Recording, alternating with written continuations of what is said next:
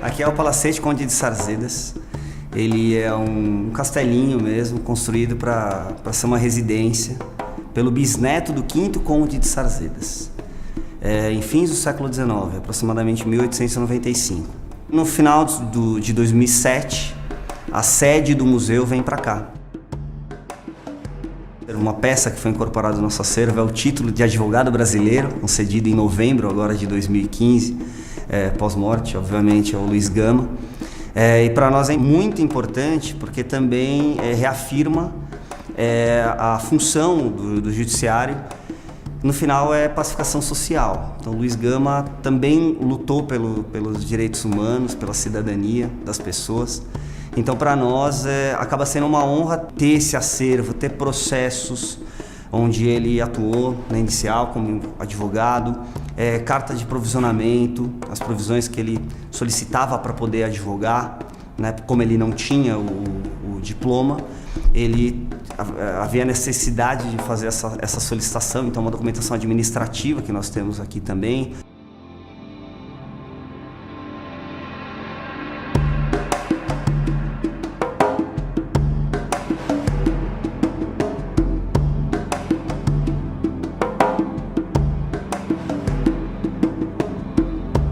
Numa carta que ele escreve a um amigo, Lúcio de Mendonça, em que ele vai falar um pouco da sua história, conta a história de como ele chegou até São Paulo, vendido pelo próprio pai, para o pagamento de uma dívida de jogo, pai do qual ele se recusa a dizer o nome, não quer dizer o nome do pai, mas fala com muito carinho da mãe.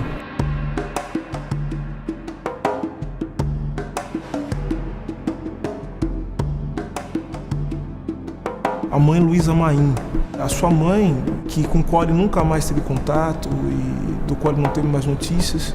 A mãe se envolve em muitas daquelas revoltas que havia na década de 30 em Salvador.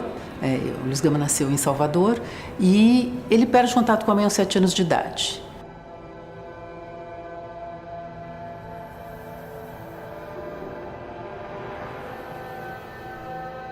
Ele diz assim, o governo imperial naquele momento tratava muito duramente os africanos um pouco mais turbulentos, né, que eram mandados de volta.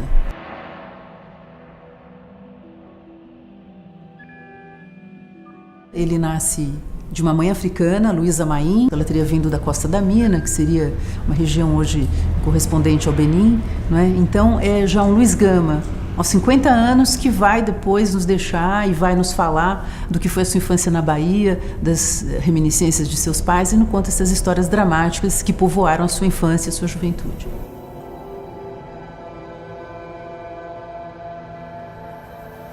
Luiz Gama nasceu em 1830, ele nasce na Bahia. Então Luiz Gama ele nasce alguns anos depois de proclamada a independência no Brasil, né? Ainda sob o reinado de Pedro I. Ele vem a São Paulo, e essa é uma história que começa agora a ser mais conhecida.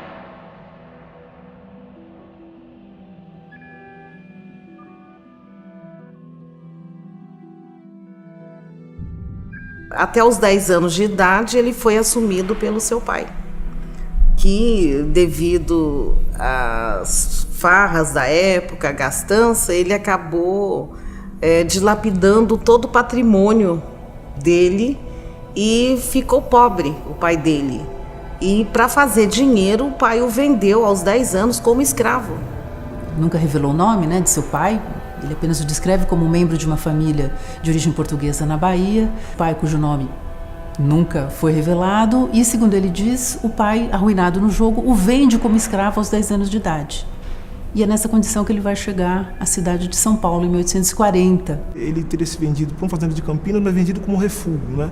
Ele teria comprado os escravos e Luiz Gama teria vindo como uma espécie de sobra da venda que foi feita.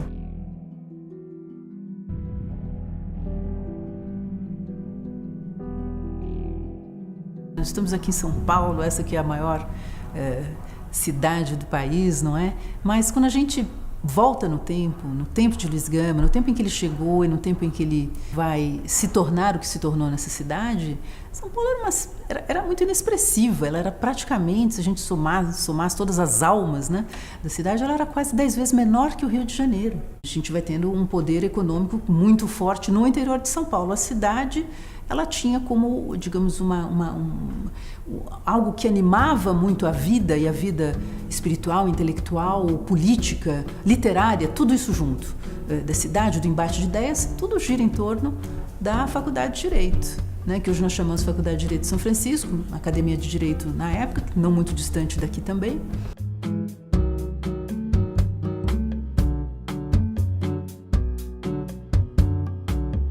Ele não é um escravo alforriado, não foi um escravo alforriado. Conseguia as provas inconcussas, ou seja, irrefutáveis, né, de ter nascido livre. Ele diz que conseguiu comprovar a sua liberdade nos tribunais. Até então ele tinha sido, como todo escravo naquele momento, analfabeto. Ele é um autodidata, né, neste sentido.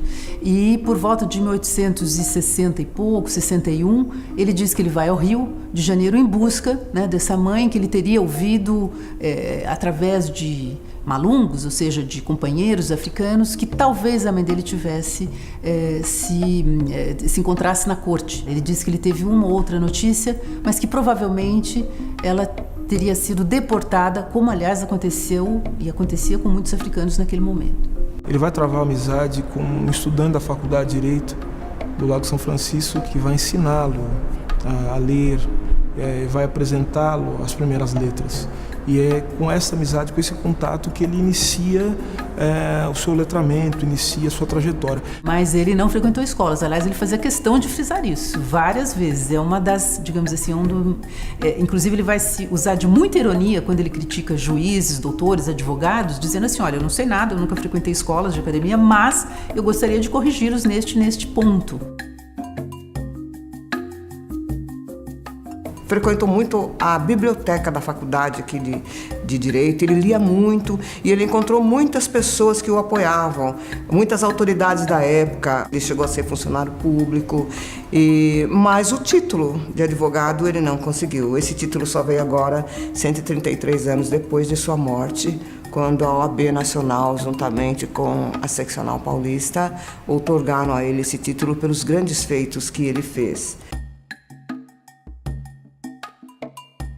A virada intelectual da vida de Luiz Gama se dá quando ele se encontra com o conselheiro Furtado de Mendonça, que foi professor da Faculdade de Direito do Lago São Francisco.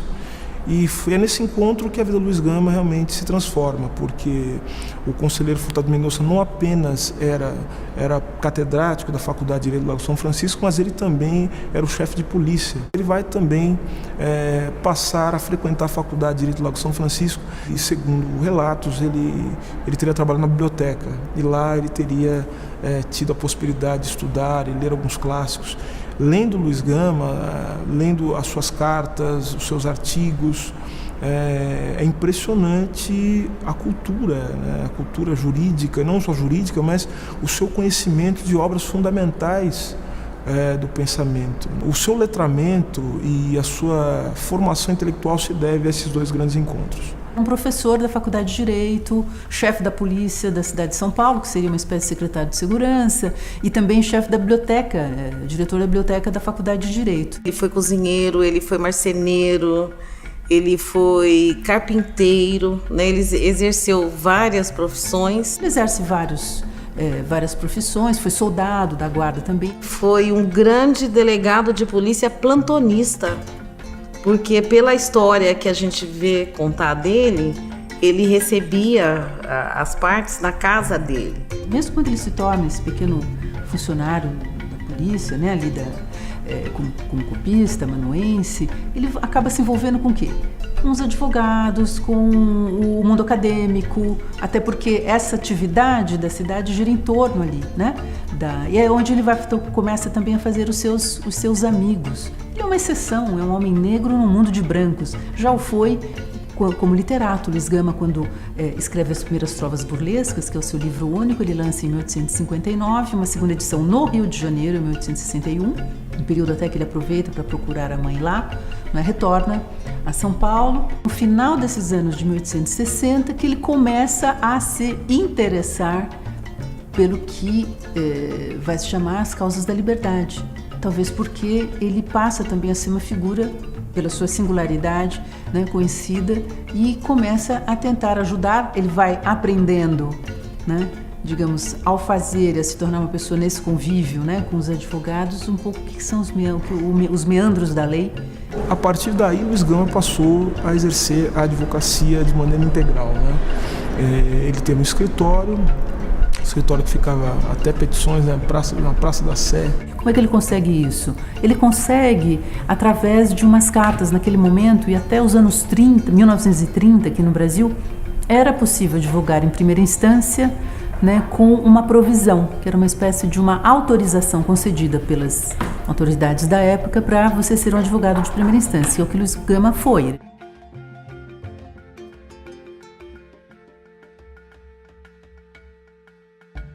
Ele foi casado com Claudina Gama, teve um único filho, Benedito Graco Pinto da Gama. Ele tem 39 anos nesse momento, já está casado, tem um filho de 10 anos, que é bisavô, né, do senhor Benemar França. Ele tem ainda um tataraneto aqui em São Paulo. Eu guardo com muito carinho aquele trabalho que eu fiz. Tá aqui, ó, tá escrito, ó, modelo, deixa eu ver, trabalho de história, 1963, Benemar França, 4º ano ginasial. É um documento, ele está bem velhinho, né? Tá aqui quando,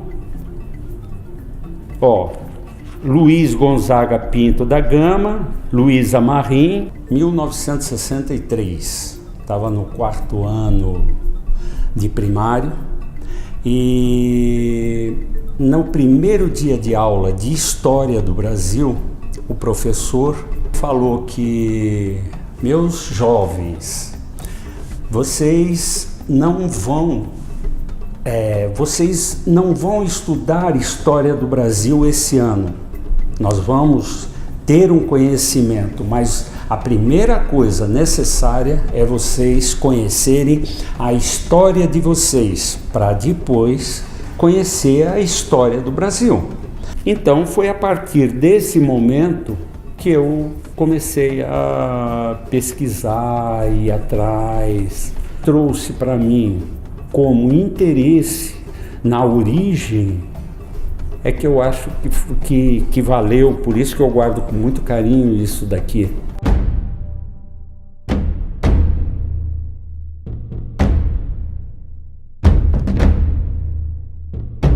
Luiz Gama desenterra uma lei. Aqui no Brasil a gente tem mania, né, de deixar leis assim na gaveta, letra morta. As leis anteriores não poderiam ter sido revogadas pela de 1850. Foi uma das grandes estratégias jurídicas resgatar essa lei, que comprovava o quê? Que boa parte dos escravos entrados depois talvez já pudessem ser considerados livres a partir daquela data. Então, pessoas ilegalmente escravizadas. Essa daí vai ser uma das, digamos assim, das teclas nas quais ele vai bater por muito tempo. Ele utilizava também uma interpretação interessante que eles chamavam de terra livre, né? Que é que dizia o seguinte, que se alguém escravizado fosse para algum lugar onde a escravidão não mais era considerada legal e voltasse para o seu local de origem, onde ele era escravizado, pelo fato de ter sido livre e ter retornado, ele não poderia mais ser escravizado, né? Por volta de 1867, principalmente 1868, ou seja, nós estamos falando de 20 anos antes da abolição. Inclusive, por conta do seu envolvimento, né, com as causas de liberdade, ou seja, com a defesa do direito dos escravos, o Luiz Gama ele vai perder esse mesmo protetor, Conselheiro Furtado de Mendonça, é a pessoa que vai, num determinado momento, proibi-lo de se interessar pela causa dos escravos.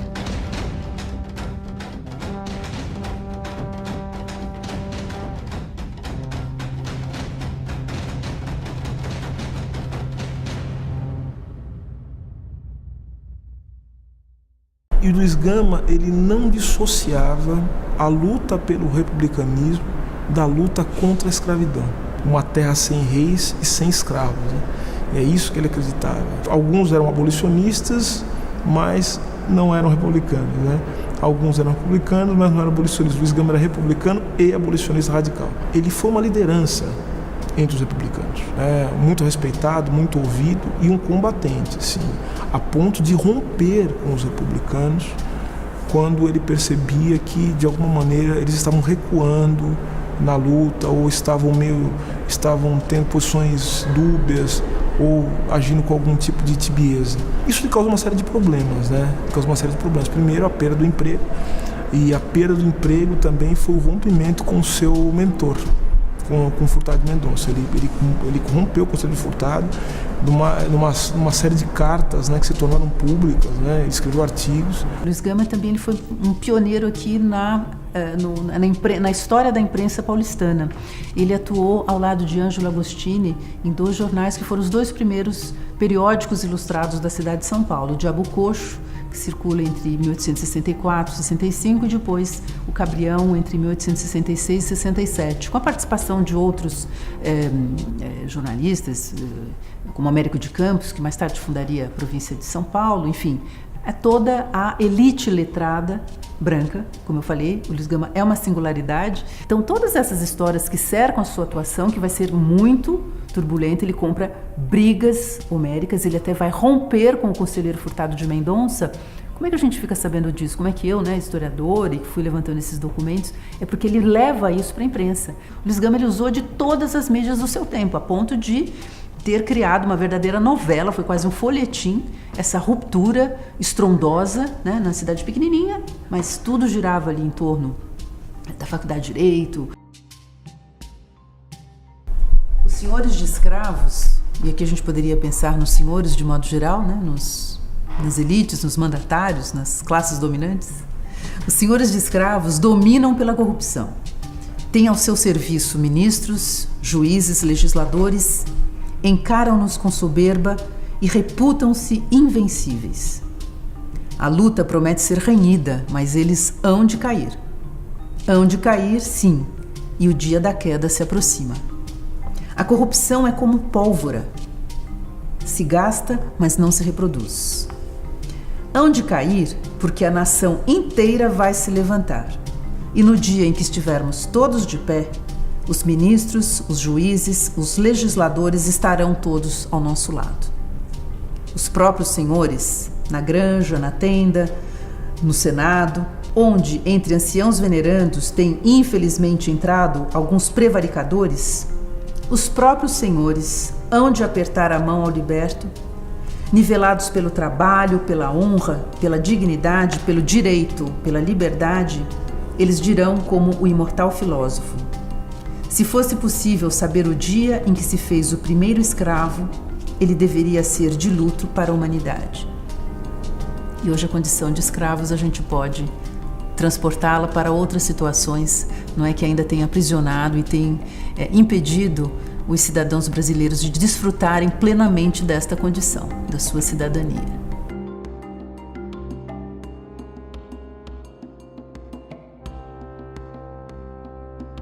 Logo ali em 1868, 69, ele publica pequenos anúncios dizendo assim: Luiz Gama continua a tratar causas de liberdade. Os senhores queria uma escrava que já era livre, que tinha a sua família constituída, e ele queria para satisfazer os seus desejos sexuais. E o marido dela, claro, não aceitou. E ele não se conformou. Então a própria esposa desse senhor chegou a falar para o marido da escrava, salvo engano, acho que era a escrava Jacinta, que eles deveriam sumir dali porque o marido corria risco de vida. Porque o fazendeiro estava disposto, ele achava que a negra tinha que ser dele de qualquer forma.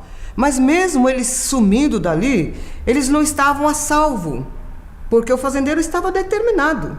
Então ele achou, mesmo a escrava sendo livre, que era propriedade dele, que ele podia. E Luiz Gama também foi ao tribunal para defendê-la desse abuso e de outros que aconteciam. Havia uma preocupação muito maior com a propriedade do que exatamente com a vida e com a liberdade. E é isso que Luiz Gama denunciava, né? Muita coisa que tem agora no nosso Código de Processo Civil, muitas alterações que foram feitas, ele já praticava lá atrás. Como a questão da suspeição do juízo, a questão da amplitude do contraditório, que está amplamente assegurada na nossa Constituição Federal, a questão da identidade física do juiz, a questão de a objetividade da prova.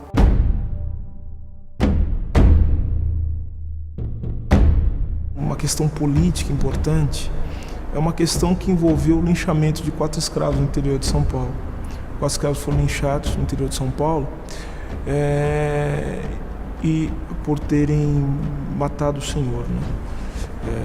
Que os castigava, né? Como todos os escravos eram castigados. Eles foram linchados, eram jovens, né? E Luiz Gama fica revoltadíssimo, assim, escreve um artigo duríssimo, onde ele aponta uma questão que depois tornaria uma polêmica, né? Causava assim um certo receio nos proprietários de escravos. Ele dizia que todo escravo que matasse o seu senhor sempre o fazia em legítima defesa. Atribuem a ele a seguinte frase, né? Que o escravo que mata o seu senhor atua em legítima defesa. Isso se torna uma questão polêmica à época, e mais do que uma questão polêmica, isso se torna também um indicativo de como Luiz Gama pensava, né? O Luiz Gama ele não era um sujeito da concórdia, como muitas pessoas querem interpretar, né? Pelo fato dele ser um advogado, o fato dele utilizar-se das leis, não significa que ele achava que as leis eram a última fronteira. Luiz Gama era um homem da política, ele acreditava que a política podia mudar as coisas. E que a lei, de fato, podia ser utilizada estrategicamente, enfim, mas ele não apostava todas as suas fichas na legalidade.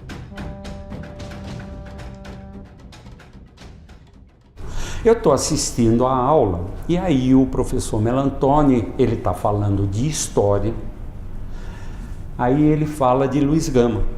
Porque Luiz Gama, abolicionista, porque ele fez isso, fez aquilo, foi uma pessoa, um orador, um tremendo orador, porque ele cativava as suas plateias, ele foi venerável da Loja América. Aí eu levantei a mão e falei, professor, não, eu sou tataraneto de Luiz Gama e nunca soube, maçonaria, ele era maçom. Aí ele arregalou um olhão, né? E falou, não, peraí, depois no final da aula a gente conversa. Ele foi maçom, ele fundou a Loja América, que era, esse professor Melantônio era da Loja América. E era alguém que tomava conta do túmulo de Luiz Gama na Consolação. Ele estava no auge e ele faleceu ainda jovem, tinha, salvo engano, 52 anos, mas foi vítima de um diabetes, né, que não foi muito cuidado, que essa doença ela é muito silenciosa e nem sempre a pessoa percebe que a tem. E naquela época devia ser muito mais difícil, mas ele estava assim em plena evidência e quando ele morreu foi uma comoção.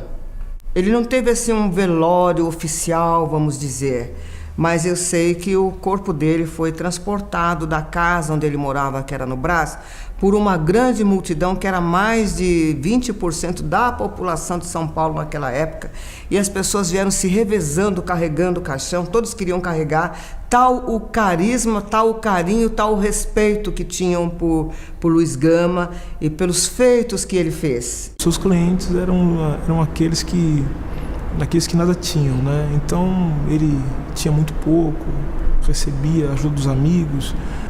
E nessa carta que ele deixa ao filho, né, que é uma espécie de testamento do Luiz Gama, ele vai falar da sua condição de pobreza, né? Fala, filho, de fato o seu pai ele deixa a sua mãe, a você e a sua mãe, deixa a miséria, né?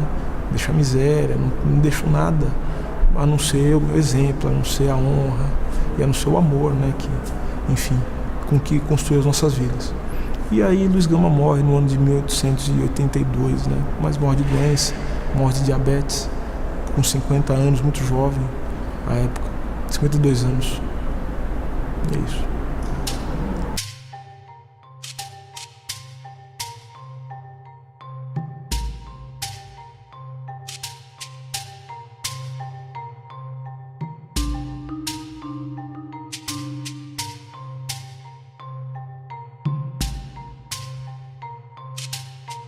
O grande problema da comunidade negra não é o 13 de maio, e sim o 14 de maio. O que fazer 14 de maio? Estou liberto, mas e aí? Eu vou para onde? Fazer o quê? Trabalhar o quê? O dia seguinte da abolição.